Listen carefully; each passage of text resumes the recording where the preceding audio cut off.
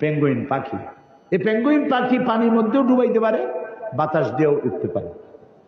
এই পেঙ্গুইন পাখিগুলি আমি দেখেছি, সে ডিম পেড়ে তাকে 3 মাস 90 দিন ডিমে তা দিতে হয়। ডিমটা পারলো কিসের মধ্যে? বরফের মধ্যে। এখন ওর তো তাপ না হলে তো ফুটবে না, সেই জন্য ওইটার উপরে তাকে দাঁড়ায় থাকতে হবে। পেঙ্গুইন কিন্তু আবার এই শুইতে বসতে পারে না, দাঁড়ায় থাকে। আর গায়ে একটা কালো চাদরের মতো, বুকটা সাদা, মনে হয় সৌদি প্রিন্স। হাঁটেও খুব কায়দা করে, জমিদারি স্টাইলে হাঁটে।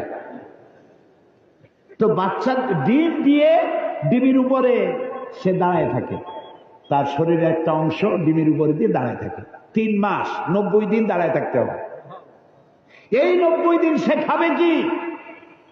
ওর স্বামীকে, পুরুষ পেঙ্গুইনকে আল্লাহ এত দয়া দিছেন, ও মাছ ধরে ধরে প্রত্যেক দিন ওর বউরে খাওয়ায়।